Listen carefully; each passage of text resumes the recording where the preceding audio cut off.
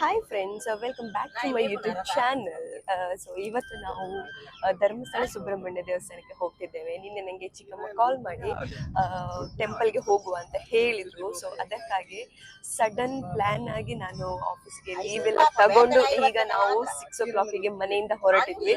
So ಈಗ almost 2 hours journey ಇದೆ. So ಹೋಗುವ, ಎಷ್ಟು ಗಂಟೆಗೆ ರೀಚ್ ಆಗ್ತೇವೆ ಅಂತ ನೋಡುವ.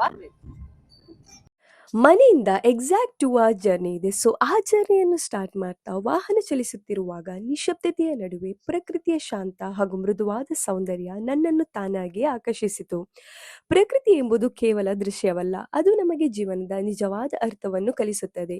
ನಾವು ನೆಮ್ಮದಿಯಿಂದ ಒಂದು ಕ್ಷಣ ಬದುಕಬೇಕೆಂದರೆ ಪ್ರಕೃತಿಯೊಂದಿಗೆ ಕೆಲ ಸಮಯ ಕಳೆದೇ ಆಗಬೇಕು. ಏಕೆಂದರೆ ಪ್ರಕೃತಿ ನಮ್ಮಲ್ಲಿರುವ ಒಂದು ಒತ್ತಡವನ್ನು ಕಳೆಯುತ್ತದೆ, ಮನಸ್ಸಿಗೆ ಶಾಂತ ನೀಡುತ್ತದೆ, ನಮ್ಮನ್ನು ಮತ್ತೆ ಜೀವನದ ಸೌಂದರ್ಯವನ್ನು ಅರಿಯುವಂತೆ ಮಾಡುತ್ತದೆ. ಸೊ ನನ್ನ ಧರ್ಮಸ್ಥಳದ ಈ ಜರ್ನಿಯಲ್ಲಿ ನಾನೇನು ಕಂಡೆಂದರೆ, ಪ್ರಕೃತಿಯ ಮೌನದಲ್ಲಿ ಅಡಗಿರುವ ಶಾಂತಿ, ಹಸಿರು ಪರ್ವತಗಳು ಎಷ್ಟೊಂದು ಶುದ್ಧ ಆಕ್ಸಿಜನ್ ನೀಡುತ್ತದೆ ಎಂಬ ನೈಜತೆಯ ಅರಿವು, ಹಾಗೂ ನಾನು ಎಷ್ಟೇ ಮುಂದಾದರೂ ಪ್ರಕೃತಿಯ ಕಡೆಗೆ ಹಿಂದಿರುಗಲೇಬೇಕೆನ್ನುವ ಸತ್ಯ. ಪ್ರಕೃತಿಯ ರಕ್ಷಣೆ ಅಗತ್ಯವನ್ನು ಇವತ್ತು ಅರಿಯುವ ಸಮಯ ಬಂದಿದೆ. ಏಕೆಂದರೆ ನಾವಿಲ್ಲದೆ ಪ್ರಕೃತಿ ಬದುಕಬಹುದು, ಆದರೆ ಪ್ರಕೃತಿ ಇಲ್ಲದೆ ನಾವು ಬದುಕಲಾರೆವು. ಸೊ ಹೋಗ್ತಾ ಹೋಗ್ತಾ ದಾರಿ ಮಧ್ಯದಲ್ಲಿ ಬೆಳಗಿನ ಬ್ರೇಕ್ಫಾಸ್ಟ್ ಮಾಡಿದ್ವಿ. ಹಾಗೆಯೇ ಸರಿಯಾಗಿ 9 ಗಂಟೆಗೆ ನಾವು ಧರ್ಮಸ್ಥಳ ಶ್ರೀ ಮಂಜುನಾಥೇಶ್ವರ ದೇವಸ್ಥಾನಕ್ಕೆ ರೀಚ್ ಆದ್ವಿ.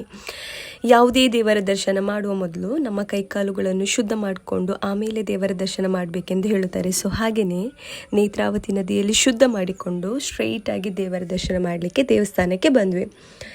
ಸೊ ನೋಡಿ ಫ್ರೆಂಡ್ಸ್, ನಿಮಗೇನಾದರೂ ಧರ್ಮಸ್ಥಳಕ್ಕೆ ಬರಬೇಕಂತ ಇದ್ದರೆ ಇದೇ ಸರಿಯಾದ ಸಮಯ. ಬಿಕಾಸ್ ಅಷ್ಟೇನು ಕ್ರೌಡ್ ಇಲ್ಲ. ಸೊ ಕ್ರೌಡ್ ಇಲ್ಲದೆ ದೇವರ ದರ್ಶನ ಮಾಡಿ ಹೊರಗೆ ಬಂದ್ವಿ. ಸೊ ಅಲ್ಲೇ ಸ್ವಲ್ಪ ದೇವಸ್ಥಾನದ ಹೊರಗೆ ಫೋಟೋಸ್ ವಿಡಿಯೋಸ್ ಕ್ಯಾಪ್ಚರ್ ಮಾಡಿ ಅಲ್ಲಿಂದ ಸೀದಾ ಸುಬ್ರಹ್ಮಣ್ಯ ಟೆಂಪಲ್ಗೆ ಹೊರಡಿದ್ವಿ. ದಾರಿ ಮಧ್ಯದಲ್ಲಿ ಸ್ವಲ್ಪ ಬ್ರೇಕ್ ತಗೊಂಡು ಮಟ್ಕ ಸೋಡಾ, ಜಾಕ್ ಫ್ರೂಟ್ ಎಲ್ಲ ತಿಂತ ಸುಬ್ರಹ್ಮಣ್ಯ ದೇವಸ್ಥಾನಕ್ಕೆ ರೀಚ್ ಆದ್ವಿ. ಬಟ್ ನಾವು ಹೋದ ಸಮಯದಲ್ಲಿ ದೇವರ ಬಾಗಿಲು ಮುಚ್ಚಿದ್ರು. ಸರಿಯಾಗಿ 1 ಗಂಟೆಗೆ ಬಾಗಿಲು ಓಪನ್ ಮಾಡ್ತಾರೆ ಅಂತ ಹೇಳಿದರು. ಸೊ ಅದಕ್ಕೆ ನಾವು ಸುಬ್ರಹ್ಮಣ್ಯ ದೇವರ ಆದಿಸ್ಥಳಕ್ಕೆ ಹೋದ್ವಿ, ದೇವರ ದರ್ಶನ ಮಾಡಿದ್ವಿ. ಅಲ್ಲೇ ದೇವರ ಅನ್ನಪ್ರಸಾದವನ್ನು ಕೂಡ ಸೇವಿಸಿ ಅಲ್ಲಿಂದ ಸೀದಾ ಸೌತಡ್ಕ ಗಣಪತಿ ಟೆಂಪಲ್ಗೆ ರೀಚ್ ಆದ್ವಿ. ನೋಡಿ ಫ್ರೆಂಡ್ಸ್, ತುಂಬ ಗಂಟೆಗಳನ್ನು ಕಟ್ಟಿದ್ದಾರೆ. ಸೊ ಇಲ್ಲಿ ಗಂಟೆಯನ್ನು ಹರಕೆಯ ಮೂಲಕ ಕಟ್ಟಿರ್ತಾರೆ ಅಂತ ಹೇಳ್ತಾರೆ.